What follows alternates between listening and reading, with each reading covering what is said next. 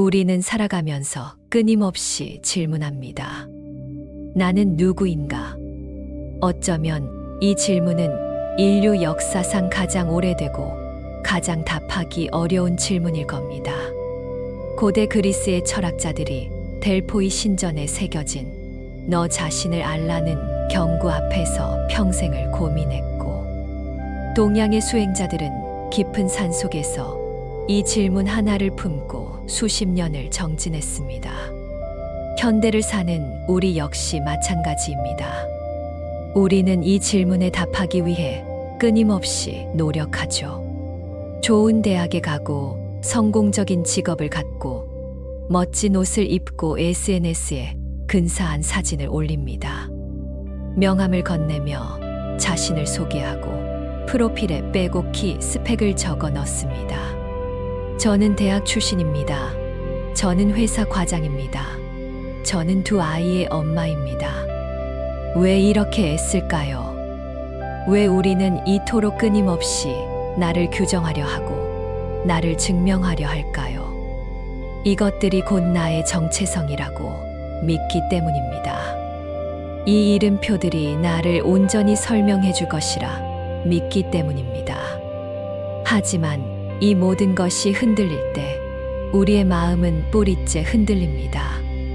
직장에서 해고되거나 가까운 사람과 이별하거나 내가 통째로 무너지는 듯한 불안감을 경험합니다. 갑자기 나라는 존재 자체가 의미를 잃어버린 것 같은 공허함과 상실감이 밀려옵니다. 밤잠을 설치며 생각합니다. 내가 이것마저 잃는다면 나는 대체 누구란 말인가? 왜냐하면 우리는 내가 붙인 이 모든 이름표를 곧 나의 본질이라고 착각하고 있기 때문입니다. 직업이라는 이름표, 관계라는 이름표, 외모라는 이름표, 성취라는 이름표. 이것들이 사라지면 나도 사라진다고 무의식적으로 믿고 있는 것입니다. 오늘은 2500년 전 부처님이 던진 가장 근본적인 질문이자 가장 강력한 화두, 이못고 쓸셈마를 통해 이 혼란의 실체를 파헤치고 영원한 평화로 나아가는 길을 찾아보겠습니다. 불교는 우리가 나라고 착각하고 집착하는 것들을 오온 혹은 오치온이라고 부릅니다. 5가지 요소가 모여 임시로 존재하는 것이며 여기에 집착할 때 괴로움이 생긴다는 뜻이죠. 지금 이 순간 우리는 나라는 존재가 분명하고 단단하다고 느낍니다. 하지만 불교는 우리의 이 확신이 5가지 착각, 즉 오온 우윤에서 비롯되었다고 말합니다. 나를 이루고 있다고 믿지만 사실은 끊임없이 변하고 사라지는 5가지 요소의 더미입니다. 가장 먼저 섹스은 우리의 몸입니다. 지금 이 순간에도 세포는 죽고 태어납니다. 이 몸이 영원한 나일 수 있을까요? 2번째는 수쇼, 느낌입니다. 기쁨, 슬픔, 고통 같은 감정이죠. 이 감정들은 잠시 머물다 지나가는 손님과 같습니다. 감정에 나를 동일시할 수는 없습니다. 3번째는 상상, 생각입니다. 머릿속에 끊임없이 떠오르는 이미지와 관념들입니다. 어제의 생각이 오늘의 나와 같지 않듯 생각 역시 영원하지 않습니다. 4번째는 행신, 의지와 습관입니다. 어떤 행동을 하고자 하는 힘, 그리고 내가 반복하는 행동의 성향입니다. 이것 역시 매 순간의 조건에 따라 달라지는 에너지의 흐름일 뿐입니다. 마지막 5번째는 식세, 바로 인식작용입니다. 보고 듣고 아는 작용 자체입니다. 이 작용도 대상이 있어야 성립하며 조건이 바뀌면 멈춥니다.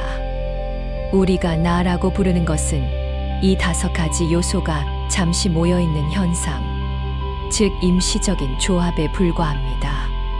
불교는 이 오온 중 그 어느 것도 영원한 나일 수 없다는 진실, 즉 무아우어를 가르칩니다.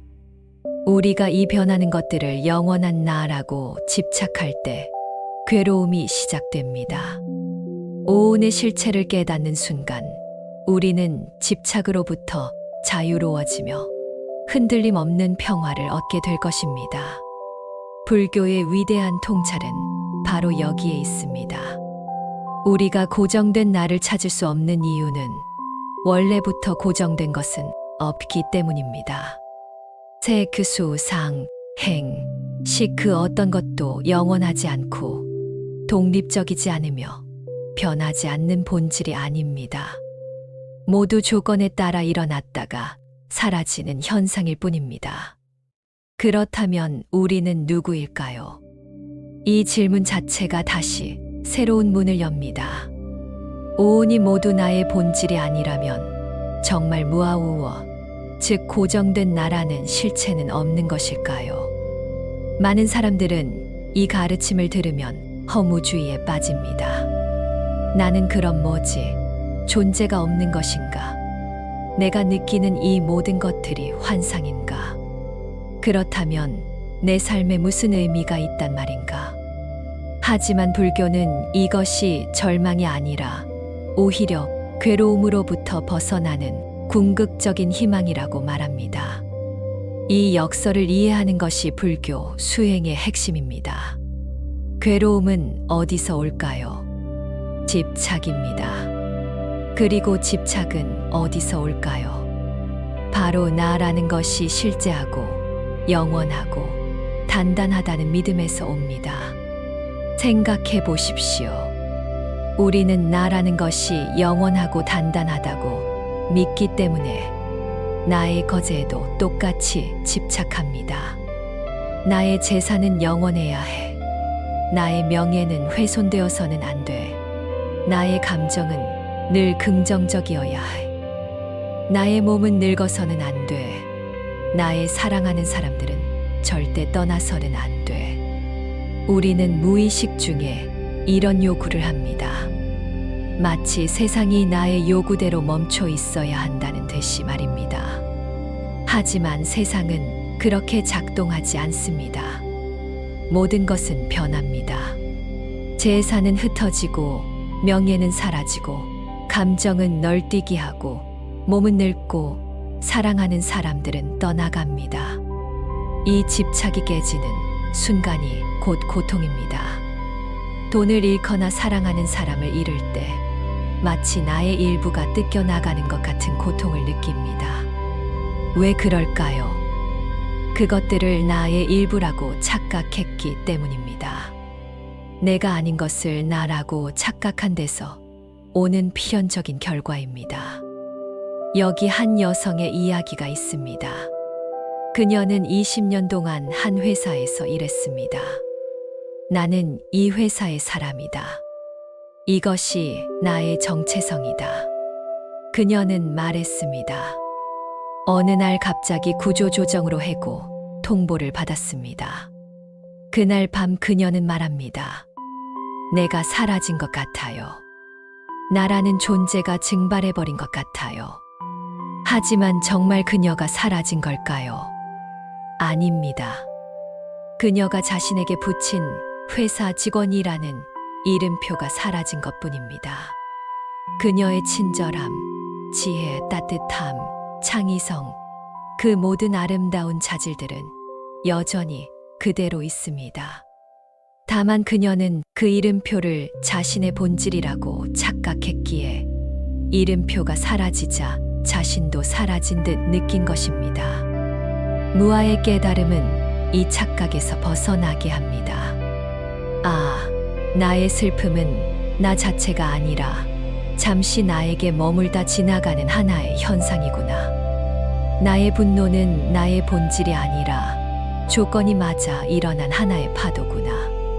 나의 직업은 나의 전부가 아니라 내가 현재 수행하는 하나의 역할이구나. 이 깨달음을 얻는 순간 우리는 슬픔과 나를 분리하여 객관적으로 관찰할 수 있게 됩니다. 파도가 몰아쳐도 해변의 바위처럼 흔들리지 않는 힘이 생기는 것입니다.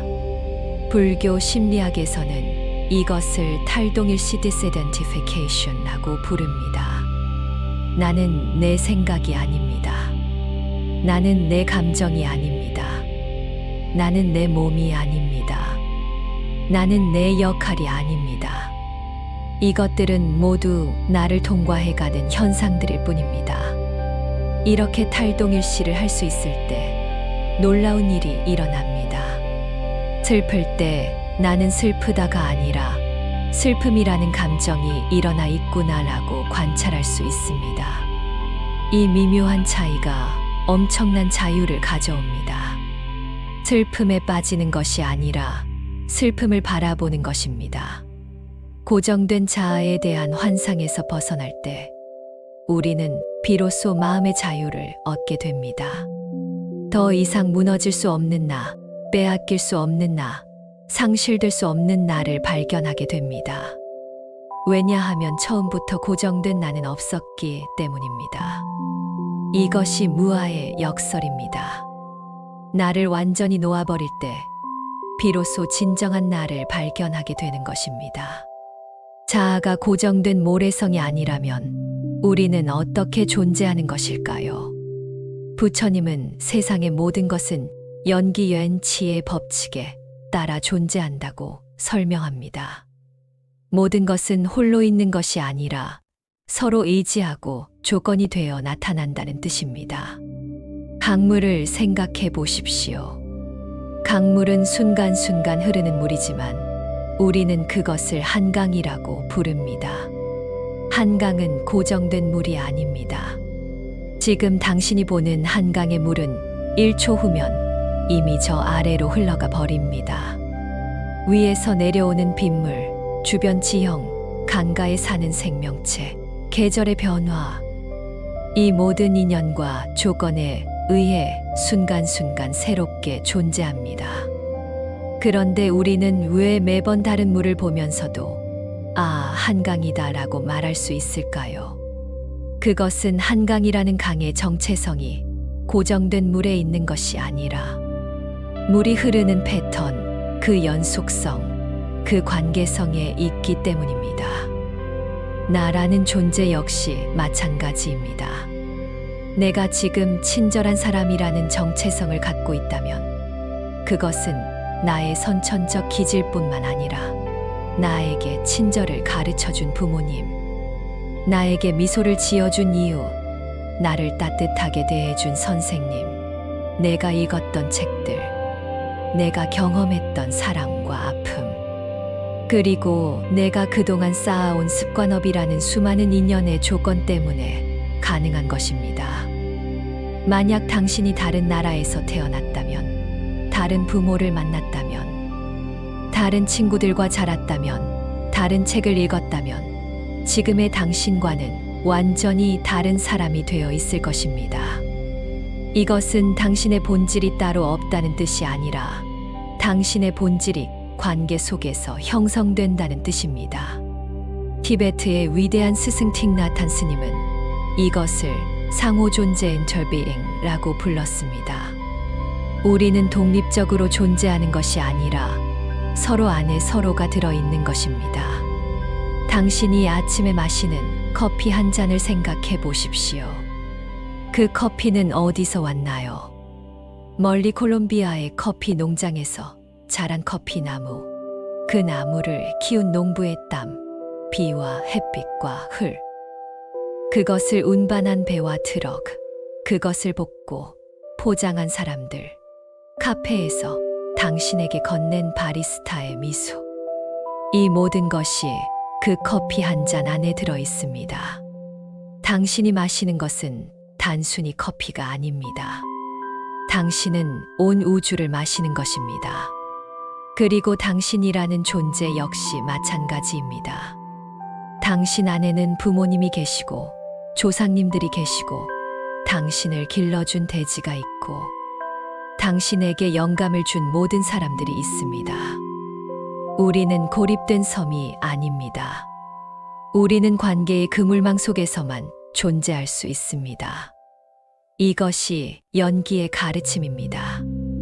나의 정체성은 고정된 보물이 아니라 인연 속에서 끊임없이 흐르고 변화하는 강물과 같은 것입니다.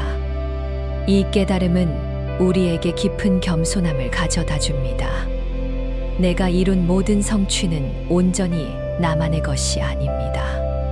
수많은 도움의 손길, 수많은 우연한 기회, 수많은 보이지 않는 지지가 있었기에 가능했던 것입니다. 동시에 이 깨달음은 우리에게 깊은 연결감을 가져다 줍니다. 나는 혼자가 아닙니다.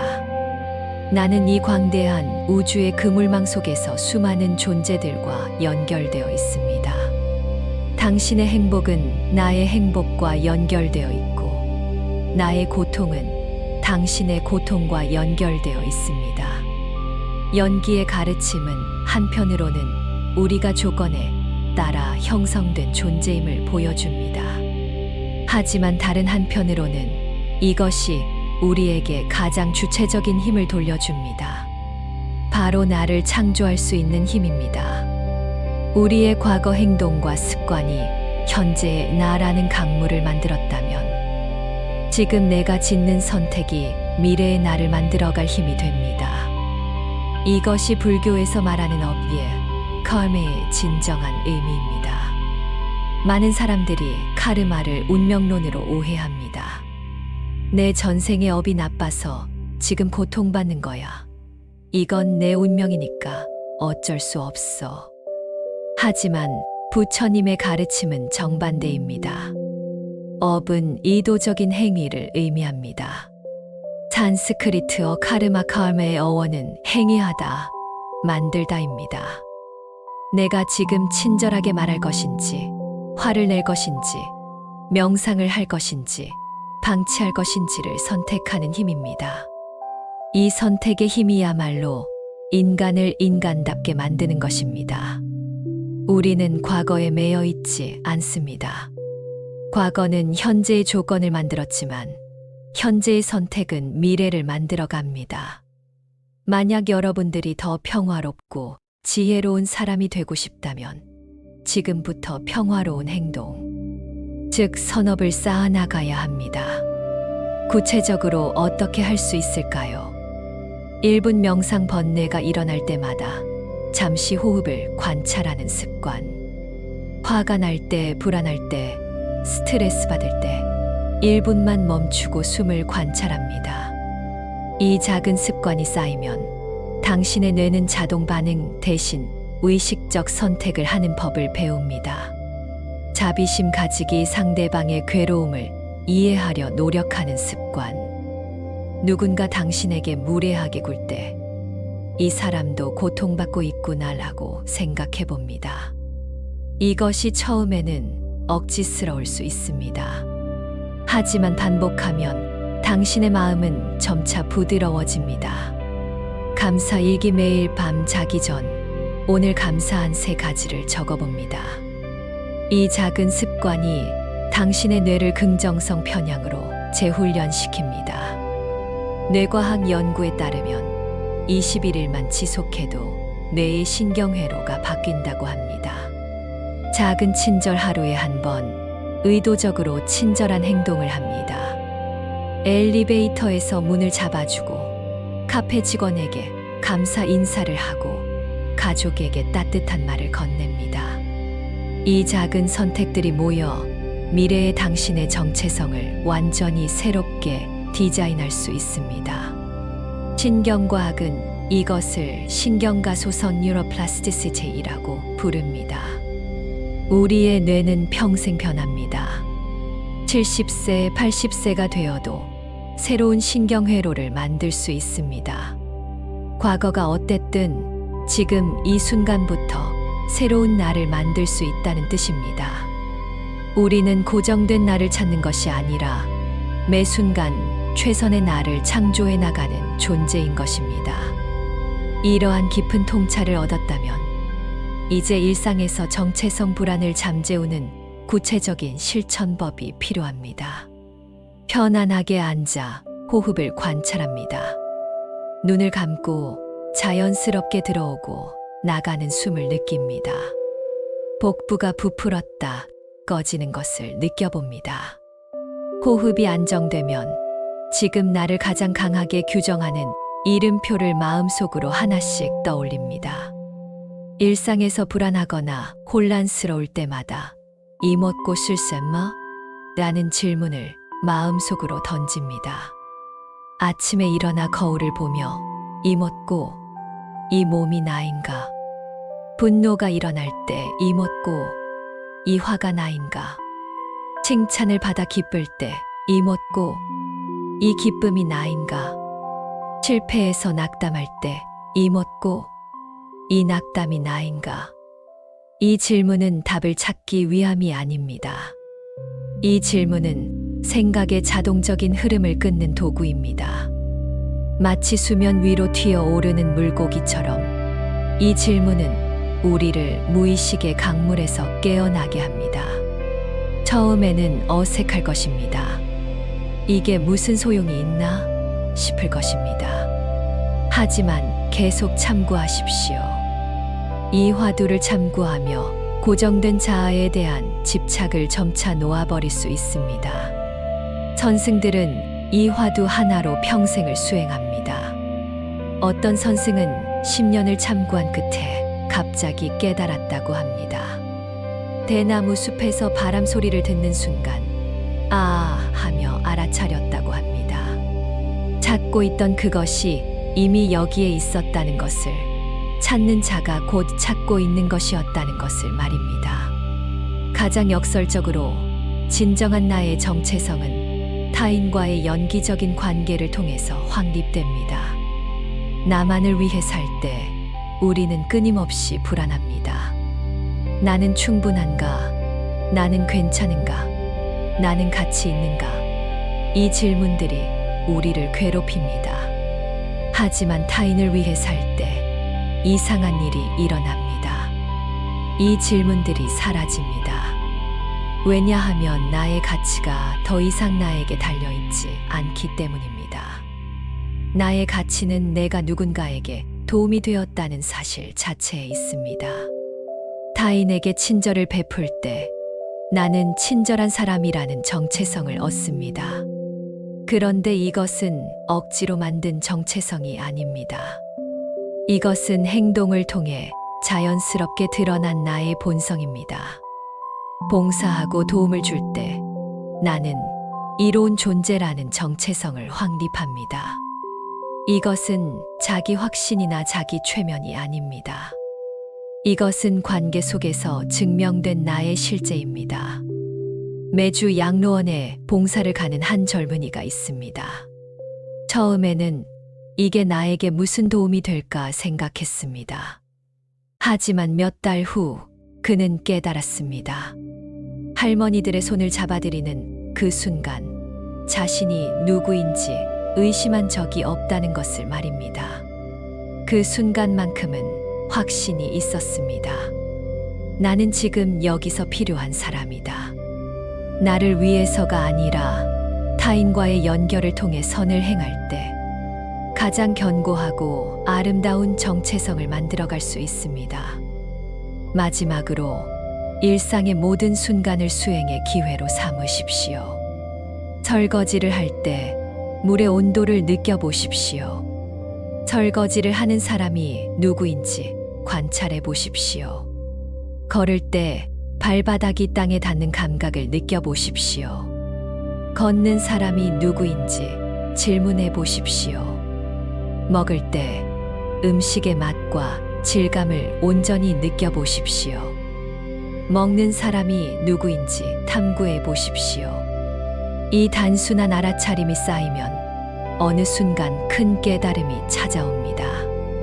아, 내가 찾던 깨달음이 이미 이 순간, 이 경험 속에 있었구나. 사랑하는 시청자 여러분, 우리는 오늘 긴 여정을 함께 했습니다. 나는 누구인가라는 질문이 고정된 무언가를 찾는 것이 아니라 고정된 것은 없다는 진실을 깨닫고 집착에서 벗어나는 해방의 여정임을 함께 배웠습니다. 우리는 5가지 요소원과 일시적으로 모여 나라는 현상을 만들어낸다는 것을 배웠습니다. 색, 수, 상, 행식. 그 어느 것도 고정된 본질이 아닙니다. 우리는 무아우오의 가르침이 허무주의가 아니라 오히려 괴로움에서 벗어나는 희망임을 이해했습니다. 고정된 자아가 없기에 우리는 어떤 상실에도 완전히 무너지지 않을 수 있습니다. 우리는 연기연치의 법칙을 통해 나라는 존재가 관계의 그물망 속에서만 존재한다는 것을 깨달았습니다. 우리는 고립된 섬이 아니라 서로 연결된 강물과 같은 존재입니다. 우리는 어비의 진정한 의미를 재해석했습니다. 과거는 현재의 조건을 만들지만 현재의 선택이 미래를 창조합니다. 우리는 운명의 희생자가 아니라 운명의 창조자입니다. 마지막으로 우리는 구체적인 실천법들을 배웠습니다. 이름표 내려놓기 명상, 화두 참구, 보살행, 일상 속 알아차림. 이것들은 단순한 기법이 아닙니다. 이것들은 우리가 새로운 존재 방식으로 들어가는 문입니다. 나는 강물처럼 흐르지만 그 강물의 방향을 결정할 수 있는 주체적인 힘은 우리 자신에게 있습니다. 매 순간 우리는 선택합니다. 무의식의 습관을 따를 것인가, 아니면 깨어있는 의식으로 새로운 길을 갈 것인가. 이 영상이 여러분의 마음속 깊은 곳에 아하, 그렇구나 하는 평화로운 깨달음을 선사했기를 바랍니다. 혹시 아직 완전히 이해되지 않았다 해도 괜찮습니다. 이 가르침은 머리로만 이해하는 것이 아니라 삶 속에서 체험하며 점차 깊어지는 것입니다. 다음번에 정체성의 불안이 찾아올 때 이 영상을 떠올려 보십시오. 아, 내가 잡고 있는 이 이름표는 나의 전부가 아니구나. 나는 이것보다 더 넓고, 더 깊고, 더 자유로운 존재구나. 이 작은 깨달음 하나가 당신의 삶을 변화시킬 것입니다. 더 깊은 성찰과 지혜를 함께 나누고 싶으시다면 이 깨달음의 여정에 함께 해주시기를 부탁드립니다. 구독과 알림 설정을 통해 다음 영상을 놓치지 마십시오. 다음 시간에는 비교하는 마음을 다스리는 불교의 지혜에 대해 함께 나누겠습니다. 우리는 왜 끊임없이 자신을 타인과 비교하며 괴로워할까요? 그리고 이 고통에서 어떻게 벗어날 수 있을까요? 여러분 모두의 마음에 평화가 깃들기를 기원합니다. 감사합니다. 나마스테. 댓글로 여러분의 정체성에 대한 고민과 깨달음을 나눠주세요. 우리 모두 이 여정을 함께 걷고 있습니다. 여러분의 이야기가 다른 누군가에게는 큰 위로와 영감이 될 수 있습니다. 공감하셨다면 구독, 좋아요 부탁합니다.